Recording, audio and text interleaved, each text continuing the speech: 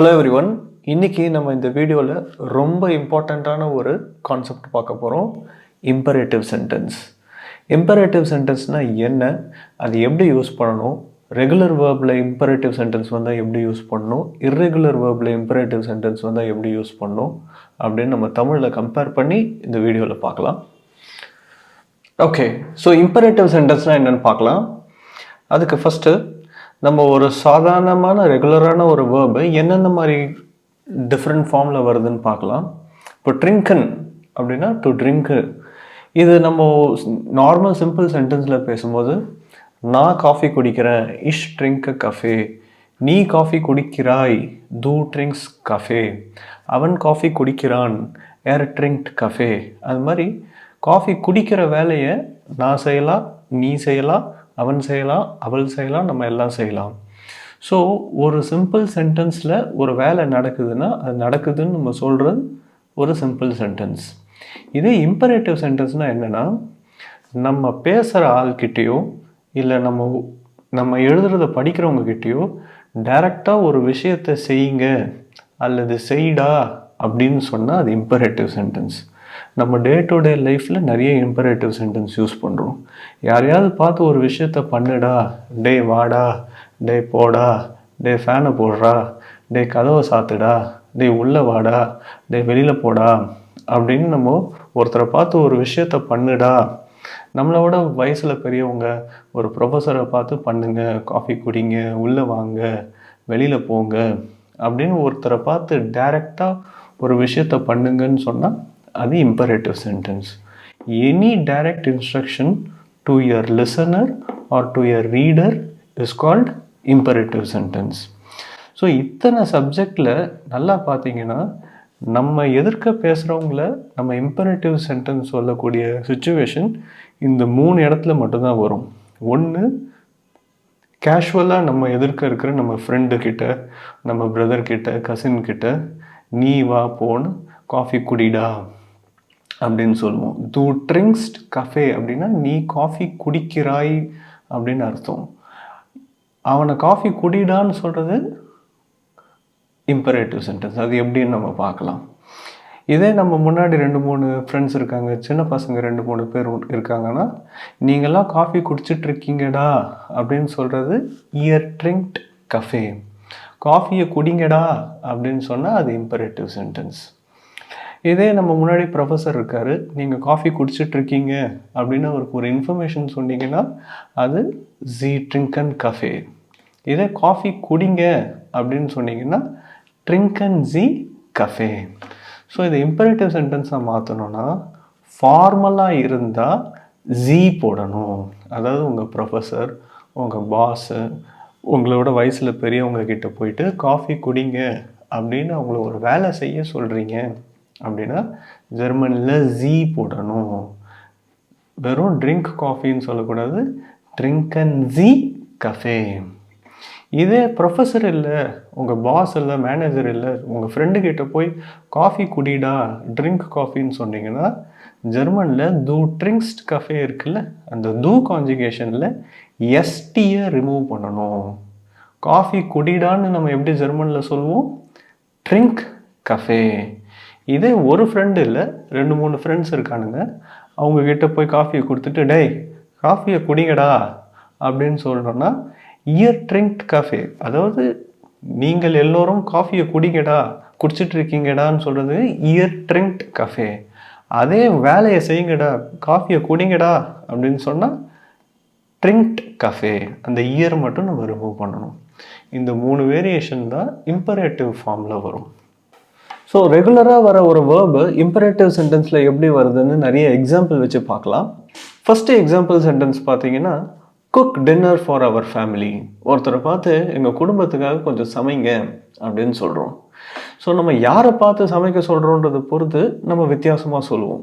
இதே முன்ன பின்ன தெரியாதவங்க, வயசில் பெரியவங்கன்னா எங்கள் குடும்பத்துக்காக கொஞ்சம் சமைங்க அப்படின்னு சொல்லுவோம். இதே நம்ம ஃப்ரெண்டை பார்த்து நமக்கு சமைக்க சொன்னால் டேய் ஃபேமிலிக்காக கொஞ்சம் சமைடா அப்படின்னு சொல்லுவோம். ஆனால் இங்கிலீஷில் அப்படி கிடையாது, எல்லாருமே குக் டின்னர் தான் நம்ம சொல்லுவோம். ஜெர்மனில் இப்போ நம்ம ஃபார்மலாக ஒருத்தரை பார்த்து கொஞ்சம் சமைங்க அப்படின்னு சொல்லும்போது என்ன பண்ணணும்னா அதே இங்கிலீஷ் மாதிரியே வேர்பில் ஆரம்பிச்சுட்டு எக்ஸ்ட்ராவாக ஜி ஆட் பண்ணணும். For example, cook dinner for our family. காக்கன் ஜி ஆபண்டசன் ஃபூர் உன்சர ஃபேமிலி. காக்கன்னா சமைக்கிறது, ஜீன்றது இங்கே ஃபார்மல் இம்பரேட்டிவ் சென்டென்ஸை குறிக்குது. சமைங்க நீங்கள் எங்கள் குடும்பத்துக்காக. இதே ஃப்ரெண்டை பார்த்து சொல்லும்போது காக் ஆபண்டசன் ஃபியூர் உன்சர ஃபேமிலி. ஏன்னா காக்கனோட தூ கான்ஜுகேஷன் காக்ஸ்டுன்னு வரும். அதில் இருக்கிற எஸ்டியும் தூக்கிடணும், தூவையும் தூக்கிடணும். சமைடா. இதே 2-3 பசங்க இருக்காங்க, எல்லாம் சேர்ந்து எங்களுக்காக சமைங்கடா அப்படின்னு சொன்னால் காக்ட் ஆபண்டசன் ஃபியூர் உன்சர ஃபேமிலி. அடுத்த example sentence, buy a new mobile phone. ஒரு புது ஃபோன் வாங்குங்க. இப்போ ஒரு ப்ரொஃபஸரை பார்த்து புது ஃபோன் வாங்குங்கன்னு சொல்கிறதுக்கும் ஒரு நம்ம சிஸ்டரை பார்த்து புது ஃபோன் வாங்குடின்னு சொல்கிறதுக்கும் டிஃப்ரென்ஸ் இருக்குல்ல. அதே மாதிரி ஜெர்மனில் நம்ம பாஸை பார்த்து சொல்கிறதுக்கு கௌஃபன் ஜி ein neues Handy. கௌஃபன்றது வாங்குறது, கௌஃபன் ஜீனா வாங்குங்க அப்படின்னு நம்ம சொல்கிறோம். அந்த செயலை செய்ய சொல்கிறோம். இதே நம்ம ஃப்ரெண்டை பார்த்து வாங்குடான்னு சொன்னால் கௌஃப் ein neues Handy.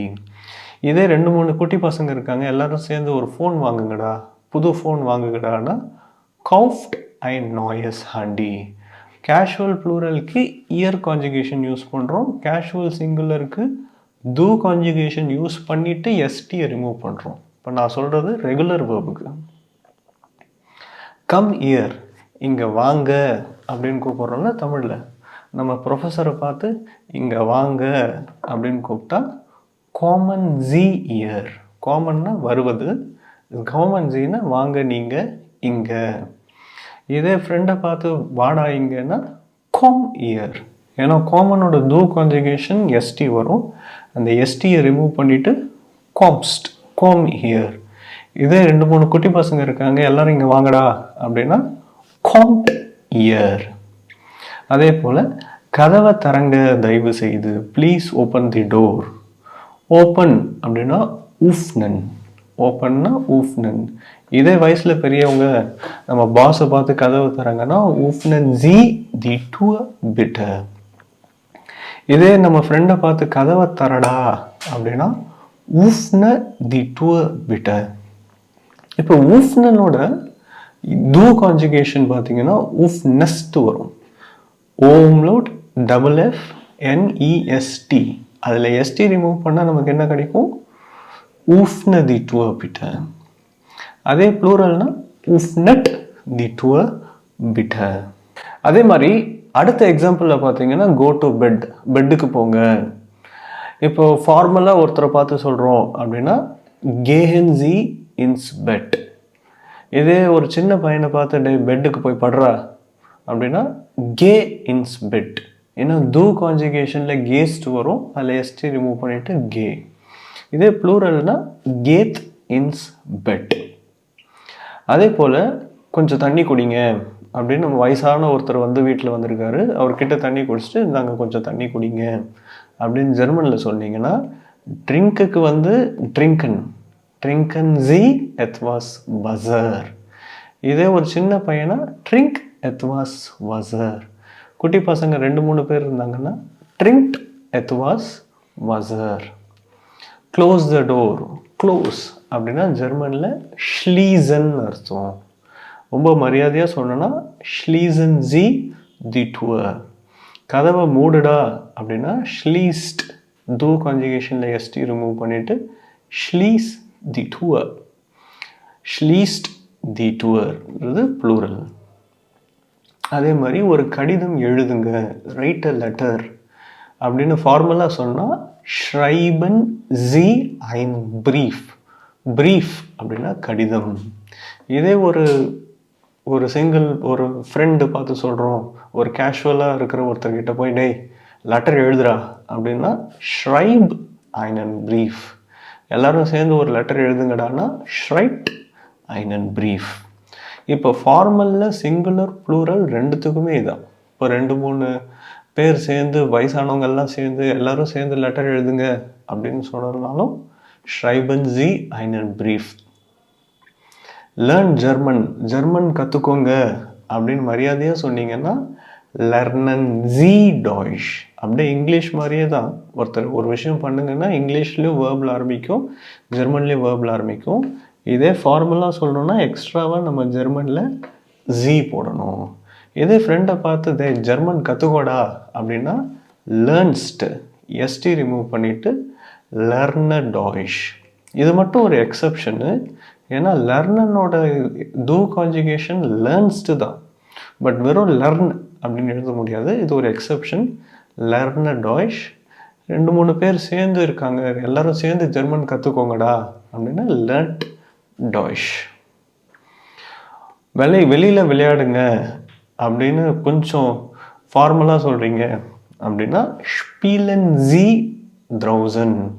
ஒரே ஒரு பையன் மட்டும் இருக்கான், அவன் வெளில போய் விளையாடுறா அப்படின்னு சொன்னால் ஸ்பீல் த்ரௌசன். குட்டி பசங்க எல்லாரும் வெளில போய் விளையாடுங்கடா டே அப்படின்னு உங்கள் எதிர்க்க இருக்கிற குரூப் ஆஃப் கிட்ஸை சொல்கிறீங்க அப்படின்னா ஸ்பீல்ட் த்ரௌசன். ஒன்றுமே இல்லை, ப்ளூரல்னா இயர் கான்ஜுகேஷன் யூஸ் பண்ணணும், சிங்குலர்னா டூ கான்ஜுகேஷன் யூஸ் பண்ணிவிட்டு எஸ்டி ரிமூவ் பண்ணணும். அதே மாதிரி டூ யுவர் ஹோம்ஒர்க். நம்ம ஃபார்மலாக யாரையும் ஹோம்ஒர்க் பண்ணுங்க அப்படின்னு சொல்ல மாட்டோம். அப்படி சொன்னால் மாஹன்ஜி இயரா ஹவுஸ் ஆஃப் காபன். இதே ஒரு சின்ன பையனை ஒரு ஒரு ஒரு குழந்தைய ஹோம்ஒர்க் பண்ணிடான்னு சொன்னால் மஹ் தைன் ஹவுஸ் ஆஃப் காபன். எல்லா பசங்களையும் பண்ண சொன்னால் மாக்ட் ஆயிர ஹவுஸ் ஆஃப் காபன். இங்கே தைனை எப்படி வந்தது, ஆயிரம் எப்படி வந்ததுன்னு தெரியல அப்படின்னா நம்ம பில்டிங் பிளாக்ஸில் போய் பாருங்கள். பில்டிங் பிளாக்ஸில் போயிட்டு யுவர் கேஷுவல் அப்படின்னா தைன், யுவர் ப்ளூரல்னா ஆயர், எல்லாமே இதில் இருக்குது. அடுத்தது பை எ ட்ரெயின் டிக்கெட். ஒரு ட்ரெயின் டிக்கெட் வாங்குங்க அப்படின்னு மரியாதையாக சொன்னீங்கன்னா கௌஃபன் ஜி ein Zugfahrtkarte. வாங்குடா ஒரு ட்ரெயின் டிக்கெட்டை அப்படின்னா கௌஃப் ein Zugfahrtkarte. வாங்குங்கடா அப்படின்னா கௌஃப்ட் eine Zugfahrtkarte. இங்கே வெயிட் பண்ணுங்க அப்படின்னு எப்படி சொல்லுவீங்க, வார்டன் ஜி இயர். ஏன்னா வெயிட் பண்ணுற வேர்பு ஜெர்மனில் வார்டன். மரியாதையாக இங்கே வெயிட் பண்ணுங்க அப்படின்னா வார்டன் ஜி இயர். பண்ணுடா இங்கே வெயிட் பண்ணுடா டே அப்படின்னா வார்ட இயர். அதுவுமே பாருங்க, வார்டனோட டூ கான்ஜுகேஷன் வார்டஸ்ட்.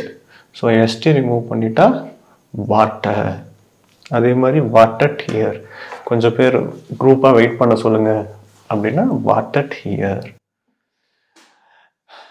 சூப்பர் மார்க்கெட் போங்க அப்படின்னு சொன்னால் கேஹன் ஜி இன் தென் சூப்பர் மார்க்கெட். ஒரே ஒருத்தனை மட்டும் சூப்பர் மார்க்கெட் போடா அப்படின்னு சொன்னால் கே இன் தென் சூப்பர் மார்க்கெட். எல்லாரும் சேர்ந்து சூப்பர் மார்க்கெட்டுக்கு போங்கடா அப்படின்னா கேத் இன் தென் சூப்பர் மார்க்கெட். ஸோ இம்பரேட்டிவ் சென்டென்ஸ் ரொம்ப ரொம்ப ரொம்ப இம்பார்ட்டண்ட்.